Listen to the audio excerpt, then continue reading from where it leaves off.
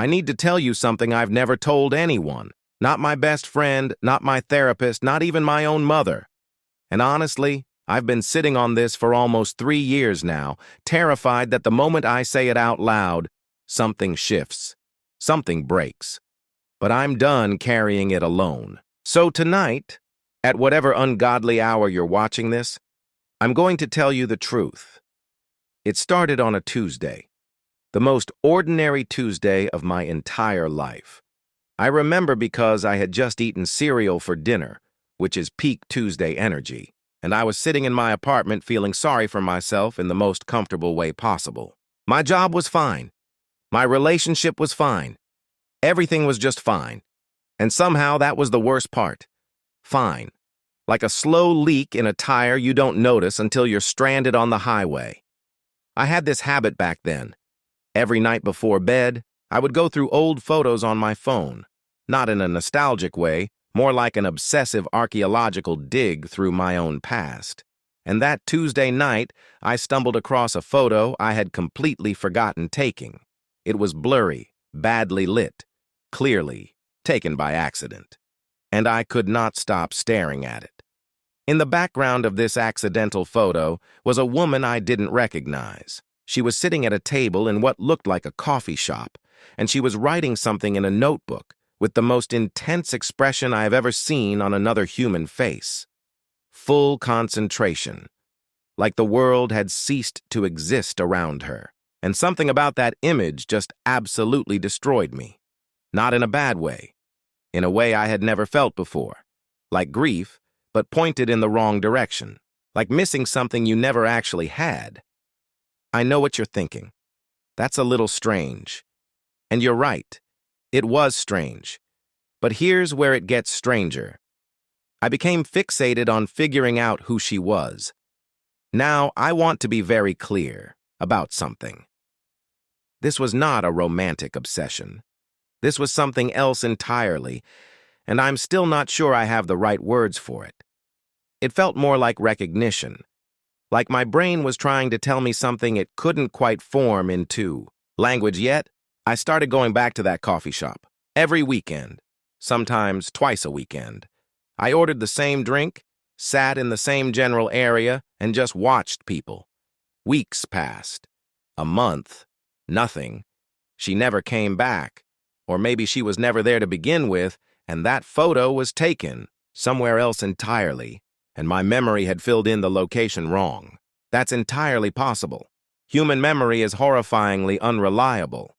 But here's the part I have to confess. The part that still makes me feel slightly unhinged when I say it out loud. I started writing to her, in a journal. Conversations, not love. Letters, not anything romantic, just conversations. Things I had been thinking about that I had nobody to say out loud to. Questions about life, about why we make the choices we make, about whether the version of yourself at 20 is already grieving the version you'll never become. Heavy stuff.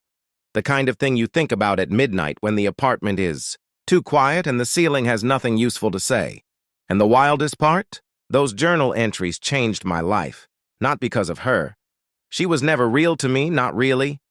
She was a mirror. I had invented a person to talk to because somewhere deep down, I had stopped talking to myself honestly. I had gotten so good at performing fine that I forgot what it felt like to actually feel things. I quit my job 4 months after that Tuesday. Not impulsively, not dramatically. I just finally admitted to myself that I had been unhappy there for 2 years and kept rescheduling that truth like a dentist appointment I didn't want to make. I ended my relationship, which was the hardest thing I've ever done because nothing was technically wrong, which somehow made it worse. How do you explain to someone kind and decent that the problem isn't them? The problem is that you've been sleepwalking through your own life so long you're not sure what being awake feels like anymore. The 6 months that followed were brutal. I won't sugarcoat it. There was a period where I genuinely questioned whether any of the choices I had made were the right ones. I was scared. I was lonely in a way that had teeth. I had more bad days than good ones. And I kept that journal going. Kept talking to this imaginary woman in the blurry photo, asking her things I couldn't ask anyone else. but then something cracked open. And I don't know how else to describe it. Like when winter finally breaks and you step outside one morning and the air just smells different. I started a project. Nothing serious at first, just something I had always wanted to try.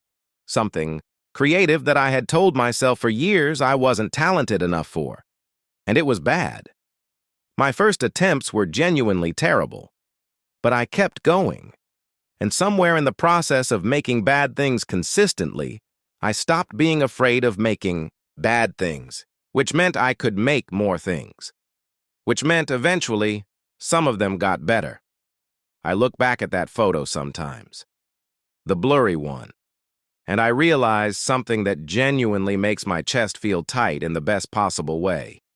That woman in the background writing furiously in her notebook, completely absorbed, completely present, completely alive in that moment. She was everything I wanted to be, and I couldn't see that at the time because I wasn't ready to want it yet. The confession isn't really about her. The confession is that I spent years being so afraid of disrupting a life that looked acceptable from the outside that I forgot to actually live it. And it took a blurry photograph of a stranger and 3 years of midnight journal entries to make me brave enough to admit that. I still have the journal, all of it.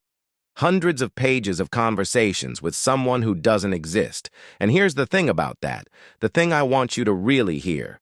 We all have versions of this. We all have the thing we talk to when we can't talk to anyone else. The long drive with the music up too loud. The shower where you solve all your problems and then forget the solutions by the time you dry off. The 3 in the morning lying awake having arguments with people who aren't there. These aren't signs of being broken. They're signs of being someone who has more going on inside than they've been given space to say. The reason I started this channel, the actual real reason, is because I wanted to create that space. Not for me to perform at you. Not for me to package my experiences into something tidy and inspirational, but to actually sit in the mess of being a person and say this out loud. This is strange. This is uncomfortable. This is real. And you're probably not as alone in whatever your version of this is as you think. Because here's what I know after everything. After the quitting and the heartbreak and the bad months and the slowly better months and the journal and the strange fixation and all of it, the things we're most ashamed to admit are almost always the things that make us most human. The weird, specific, slightly embarrassing truth of how your mind works is not evidence that you're broken. It's evidence that you're paying attention. That Tuesday evening changed everything for me. Not because of any one decision I made, but because for the first time in years, I felt something sharp enough to cut through the numbness. And I chased that feeling. Awkwardly, imperfectly, with a lot of false starts and one very full journal. But I chased it. So that's my confession. I fell into an obsession with a blurry photo of a stranger and accidentally found my way back to myself. And I'm telling you this at midnight, which feels right somehow. Because midnight is when the filters come off.